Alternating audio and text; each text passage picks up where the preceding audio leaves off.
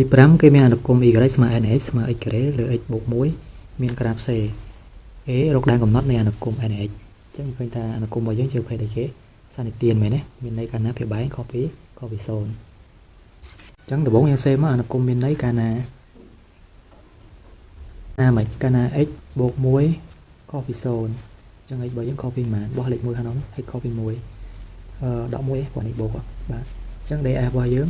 ស្មើ r ទាំងមូលមែនឬក៏ដកអណនរហូតដល់បូកអណនយកទាំងអស់លេខបានលេខដក1មែនទេ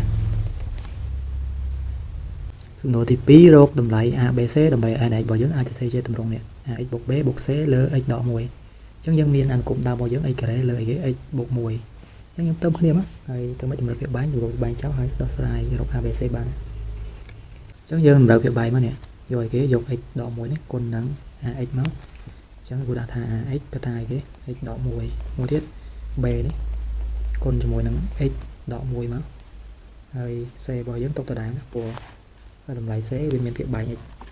ដក1ដែរខាងគេនេះបូក c នេះប្រយ័ត្នមើលឃើញហើយភាពបែងរួមរបស់វាគឺអីគេគឺ x ដក1ហើយយើងអាចសម្រួលភាពបែងនេះចោលទៅនេះ x បូក1របស់យើងមើលសិនមកទៀតដល់សិនធានដើមរបស់យើងគឺ x បូក1មែនទេអញ្ចឹងកន្លែងនេះ x បូក1ដែរណាបាទហើយច្រឡំអញ្ចឹងដាក់ x បូក1វិញទាំងអស់ណាបាទតោះអញ្ចឹងកន្លែង x បូក1 x បូក1ដូចគ្នាអញ្ចឹងសម្រួល x បូក1ចោលមកនេះយើងគុណពលាតមកនេះយក ax គុណនឹង x មកវាទៅជាគេ ax ការ៉េហើយ ax គុណនឹងបូក1ទៅវាបាន ax មែនទេ b នេះគុណដូចគ្នាមក b គុណនឹង x វាទៅជា bx បាទ b គុណជាមួយនឹង1វាទៅជា b ហើយ c នេះទុកទៅដែរអញ្ចឹងអានេះយើងអាចគេនេះទាញឲ្យជាផលកង្កតាបានហើយ ax ការ៉េនេះទុកទៅដែរមកនេះជាចំនួនពិតមែនទេ bc នេះបើតាមចាក់តិចអានេះយើងគួរតែ c វាទៅជាទម្រង់ ax ការ៉េបូក b បូក c នេះ ax ការ៉េនេះអញ្ចឹង x ការ៉េហ្នឹងយើងមើលណាគួរអាចសេថាម៉េច x ការ៉េហ្នឹងគួរអាចសេថា x ការ៉េបូក 0x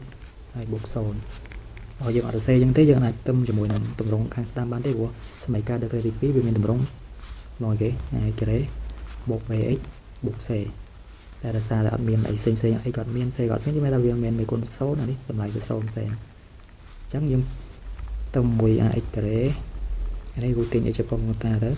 អញ្ចឹងវាបាន a បូក b ណាអញ្ចឹងវាទៅជា a បូក b ទៅតា x ហើយ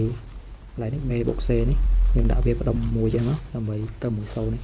អញ្ចឹងយើងអាចដោះស្រាយរបបកាត់ទៅរបស់យើងគឺ a ស្មើប៉ុន្មាននេះ a ស្មើ1នេះមេគុណវាស្មើគ្នាហើយ a បូក b ស្មើប៉ុន្មានមេគុណ x ស្មើ0នេះ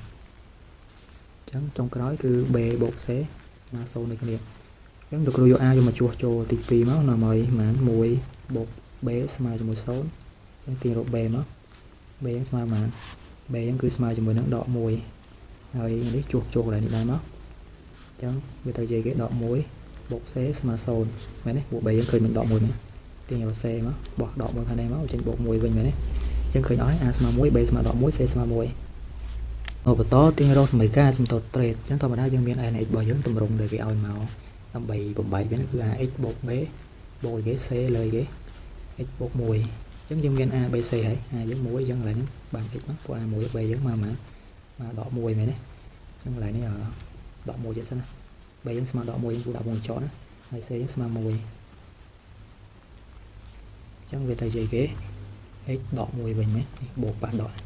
ហើយបូកជាមួយនឹង1លើគេ x បូក1ចេះអញ្ចឹងបងប្អូនត្រូវគេអានេះ limit x កែទៅចិត្តបូកដល់នោះនៃម្ដុំនេះបើសិនជាស្មើ0មានន័យថាបន្ទាត់ x ស្មើដក1ជាអសន្ទុតត្រេតតែយើងជួសចូលទៅមិនខាងបានដាក់0យកទៅម្ដងព្រោះខាងលើវេក1ខាងក្រោមអាចបូកអណន់ដល់អណន់អញ្ចឹង a លើនោះស្មើ0អញ្ចឹងយើងអាចសន្និដ្ឋានបានដូចនេះ d ស្មើគេ y ស្មើ x ដក1នេះជាអសន្ទុតត្រេតបាទឥឡូវយើងមើលស្ដាំនេះវិធានរបស់យើងនេះយើងផ្ទឹមតម្រង់ទាំងពីរហ្នឹងដើម្បីវាបាយរក ABC ឃើញ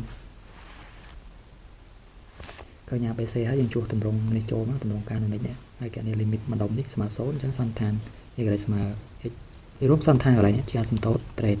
ព្រោះបន្ទាត់នេះជាបន្ទាត់ត្រេតណាបាទអញ្ចឹងយើងមានប៉ុណ្ណឹងយកវា